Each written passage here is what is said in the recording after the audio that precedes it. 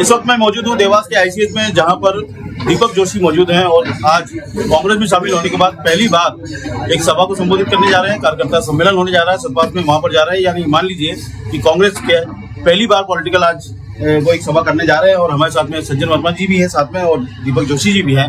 आप उन्हीं से चर्चा करते हैं। भैया, अब कांग्रेस में आने के बाद आपको कैसा महसूस हो रहा है और कितनी तोड़फोड़ आप करने वाले हैं? देखिए, तोड़फोड़ में तो विश्वास में रखता नहीं हूँ, ना पहले किया ना मुझे करने का ऐसा है काम। लेकिन इतना जरूर कह सकता हूँ कि काम के आधार पर जो अभी तक का मेरा काम मेरी विरासत है उसको संभालने का काम मैंने शायद बखूबी किया है और उसको आगे सहेजने का काम मुझे जिम्मेदारों के साथ जो महसूस हुआ कि ऐसे लोगों के साथ करना चाहिए, तो शायद उसी का परिणाम है कि मैं आज कांग्रेस पार्टी में हूँ और कांग्रेस के सिपाही के रूप में, कार्यकर्ता के रूप में मैं काम कर रहा हूँ। पहला मेरा कार्यक्रम हमारे बागली विधानसभा का सतवास, जहाँ सत्य का वास होता है, ऐसा सतवास कहा जाता है।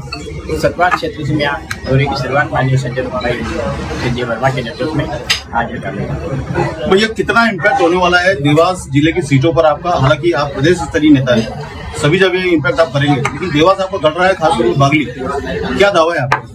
देखिए, बागली की सीट की तो पहली गिनती मेरे ख्याल से जो भी राजनीति में थोड़ा बहुत समझ रखता होगा वो मान के चल रहा है कि पहली सीट कांग्रेस को बागली जाएगी ही जाएगी, ये तो तय हो चुका। लेकिन मैं जहाँ काम करता रहा हूँ हाटपिया और कन्नौज, ये दोनों सीटें भी भाजपा के खाते में निश्चित रूप से जा रही है। कांग्रेस सोनगढ़ हमारे पास है, जा रही थी। अच्छा, सोनगढ़ अभी हमारे पास है।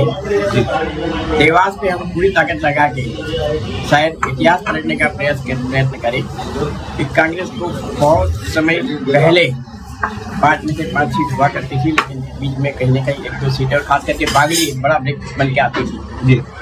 लेकिन आज बागली का ब्रेक खत्म होने के बाद स्वतः ही ये हो गया कि हम 5 सीटें जीतेंगे। भैया, अगर आपको मौका दिया जाए देवास जिले की किसी भी सीट से लड़ने का, तो आपकी पहली प्रायोरिटी कौन सी होगी? नहीं, मेरी कोई प्रायोरिटी नहीं है। जैसे मैंने कहा कि मैं किसी कार्यकर्ता का क्यों छूँ, जो सालों से काम कर रहा है उसके ऊपर मैं बैठ जाऊँ, ये ना मेरे परिवार की परिपाटी है ना मेरी पार्टी। 18 को सीएम भी आ रहे हैं यहाँ पर सोनगढ़ में। सीएम का एक बानगी मैंने दिखाई है आपको, अभी स्वयं मेरे पेपर में दिखाई है, आप बता दीजिए। जिसमें उन्होंने कहा है कि अब जनता को दफ्तर के चक्कर लगाना नहीं पड़ेगा। शायद थोड़ा सी उनको मति भगवान ने दी है, उस कारण से उन्होंने सत्यता को स्वीकार कर लिया, खुद ही ने स्वीकार कर लिया कि 18 साल राज करने के बाद अब वो कह रहे हैं कि अब जनता को दफ्तर के चक्कर लगाना नहीं पड़ेगा। मतलब 18 साल से जनता दफ्तर के चक्कर लगा रही थी। भैया, सतवास में आपका पहला कार्यक्रम है, तो कई बार अभी भी आपके मुंह से बीजेपी निकल जाता है चीजों के, तो आपने अब पर्याप्त होमवर्क कर लिया है कि बीजेपी को डिलीट करके उसमें कांग्रेस को इम्पोज कर? नहीं, डिलीट तो हो ही गई।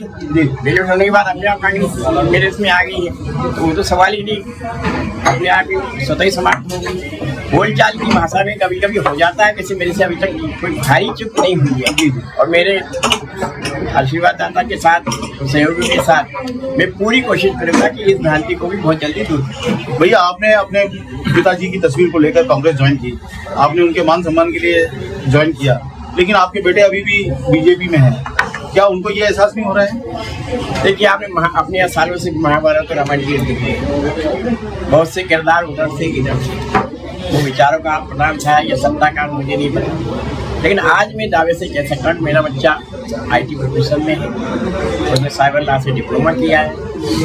दोनों आधार पर अभी नई राजनीति में उतरा है। मुझे नहीं पता कि वो कर सकता है, क्योंकि अभी जिस दिन हमारी प्रेस कॉन्फ्रेंस थी कांग्रेस पार्टी की नारी सम्मान योजना की, उसके 15 मिनट पहले उनको प्रदेश कार्यालय बुलाया गया और बीडी शर्मा जी ने फट से फोटो डाला। आज तक बीडी शर्मा जी ने मेरे फोटो डाला। आप तो सब देवास के संवाददाता हो, क्या देवास जिला कैलाश जोशी के नाम से नहीं जाना जाता? आज भाजपा जिला कार्यालय में आप देख लें, कैलाश जोशी जी का कोई फोटो नहीं है, जबकि मनोज राजानी जी का जिस दिन मैं जा रहा था उसी दिन कहा कि जिले कार्यालय में सबसे पहले साहब का फोटो, जोशी जी का फोटो लगना चाहिए। आप हमें फोटो दीजिए। अभी मैं फोटो उपलब्ध नहीं करा पाया, लेकिन बहुत जल्दी जिला कांग्रेस कार्यालय में फोटो लग जाएगा, लेकिन जिला भाजपा कार्यालय में जोशी जी का कोई फोटो नहीं है, जिसको निर्माण करने में जोशी जी की बहुत अहम भूमिका रही है। भैया, लेकिन आप उनके बेटे हैं जोशी जी के, अब वो यहाँ पर है नहीं, और ऐसे में लोग ये मान रहे हैं कि आप अपने पिता को भी क्या कांग्रेसी बना दिया आपने? नहीं, बीजेपी के पितृ पुरुष हैं। देखिए, विचारधारा जो होती है उस पे आधारित काम होता है। लोग कहते थे कि इस देश में 3 ध्रुव, समाजवादी, गांधी, राम मनोहर लोहिया वाली गांधीवादी, कांग्रेसवादी, दीनदयालवादी, जनसेवा।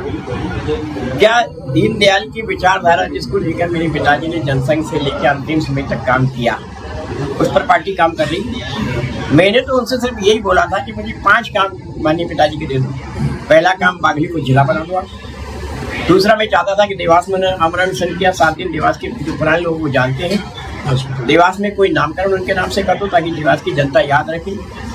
तीसरा, मैंने कहा था कि भोपाल वहाँ 2 बार सांसद रहे, हम खुद 25-30 साल वहाँ रहे, खुद 25 साल वोटर रहे, वहाँ उनका कोई नामकरण कर दो। चौथा, जो स्मारक स्थल है बहुत लेट हो रहा वो बना दो। और एक काम और मैंने कहा था जो मैं अभी नहीं बता सकता, भविष्य में बताऊँगा। 5 कामों को लेकर मैं गया था, लेकिन जैसा आपको याद होगा दुर्योधन ने जवाब दिया था कि सुई की नोक बराबर में लेकर, वो शायद भाजपा के ये नेता तीनों ने उस काम को नहीं करने का संकल्प लिया था। लगातार मुझे बरगलाने का प्रयास किया। 28 तारीख से लेकर 6 तारीख तक मैंने 28 तारीख को बोल दिया था कि अगर ये नहीं काम होगा मैं 6 तारीख को ज्वाइन करूँगा। तब तक लगातार यही कोशिश हो कि आप हम ये कर देंगे तो क्या आप रुक जाओगे, हम ये कर देंगे तो रुक जाओगे। मैं शायद सौदेबाजी में विश्वास नहीं रखता। आज जैसा कमलनाथ जी ने कहा था कि सौदों की सरकार है, वो भी चाहते तो अपनी सरकार को बचा सकते, अटल जी भी चाहते तो अपनी सरकार को बचा सकते, लेकिन दोनों नेता मैं कह सकता हूँ कि आज कमलनाथ जी ने अटल जी की श्रेष्ठता को ही अपने नेतृत्व में साबित करने का प्रयास किया और आज सरकार में नहीं रहते होगी, मध्य प्रदेश की सेवा कर रहे हैं। तो कमलनाथ जी के बारे में इतना झूठ फैलाया गया कि वो तो भूल जाएंगे, दिल्ली चले जाएंगे, वहाँ चले जाएंगे, लेकिन आज जनता की सेवा में निरंतर कर सकते हैं। ये हमारी खूब सारी शुभकामनाएं। आपकी पहली बैठक हो रही है भैया। कर्नाटक का जो एग्जिट पोल आया उससे कुछ पॉजिटिविटी बढ़ी है आपकी कांग्रेस में? कांग्रेस तो सदैव पॉजिटिव रही, हमेशा पॉजिटिव थिंकिंग के सहारे ही देश को चलाया है। और निश्चित रूप से कर्नाटक की जनता को मैं 13 को रिजल्ट आएंगे उसके पहले धन्यवाद देना चाहता हूँ कि आपने इस देश में उदाहरण प्रस्तुत कर रहे हैं। मिथ्या का जाल, झूठ का जो प्रपंच नरेंद्र मोदी से लेके भाजपा के चक्षुओं ने फैलाया है, उस झूठ के मिथक को तोड़ के सत्य की रोशनी इस देश को दिखाने जा रहे हैं कर्नाटक के लोग कांग्रेस की सरकार बना के। निश्चित रूप से कर्नाटक के रिजल्ट के बाद पूरे भारत में कांग्रेस के साथ अन्य विपक्षी दलों में उत्साह का संचार होगा। मध्य प्रदेश के परिप्रेक्ष्य में आप कांग्रेस की स्थिति को कैसे देखते हैं? देखिए, कर्नाटक का रिजल्ट आएगा 13। आज की तारीख में बीजेपी और आरएसएस का जो सर्वे है उसमें बड़ी मुश्किल से 60 से 70 सीट बीजेपी की आ रही है। तो कर्नाटक के रिजल्ट से हमें वर्तमान स्थिति की मैं बात करूं तो आज का जो हमारा सर्वे है उसमें कंफर्टेबल मेजोरिटी से सरकार कांग्रेस की बन रही है। लेकिन कर्नाटक के रिजल्ट आने के बाद कांग्रेस की सरकार निर्माण होने के बाद एक बूम सा आएगा मध्य प्रदेश में, पूरे भारत में, और एक नई दिशा की तरफ देश चलेगा। तो भैया, जैसा बीजेपी पे आरोप लगता है कि वो वोटरों को प्रलोभन दे रही है, जैसे लाडली योजना बनाई है 1000 रुपए देंगे, प्रलोभन तो आप ही दे रहे हैं 1500 रुपए देंगे। 18 साल जो व्यक्ति मुख्यमंत्री रहता है उसको चुनाव के वक्त ही लाडली बहना की याद आती है। 18 साल क्यों याद थी? जब आप 1000 रुपये देने का फॉर्म भरवा रहे हो, इतने जटिल फॉर्म है कि वो महिलाएं रोने लग जाती हैं फॉर्म भरते भरते। इस दफ्तर का चक्कर लगा, उस दफ्तर का। ये नारी सशक्तिकरण है कि नारियों का हाथ है। तब कमलनाथ जी ने कहा मैं 1500 रुपये महीने दूंगा अपनी बहनों को, 500 रुपये में गैस सिलेंडर, और मेरा जो फॉर्म होगा भरने का उसमें कहीं भी दिक्कत नहीं है। आधार कार्ड की समग्र आईडी की कापी लाओ, नंबर लिखो, मोबाइल नंबर हो, ये फॉर्म भर दो। तो यदि असली महिला सशक्तिकरण, नारी का सशक्तिकरण है वो कांग्रेस करती है। बीजेपी होती घोषणाएं चुनाव को देख के करती है। तो हमने तो पहले भी किसानों का कर्जा माफ किया, हम तो हर वो काम कर रहे हैं, लोगों की पेंशन बढ़ाई हमने। लाडली बहना का मामला है। अच्छा, पुरानी पेंशन के बारे में आपके क्या विचार है? जैसे राजस्थान में लागू की गई, आपने घोषणा करेंगे।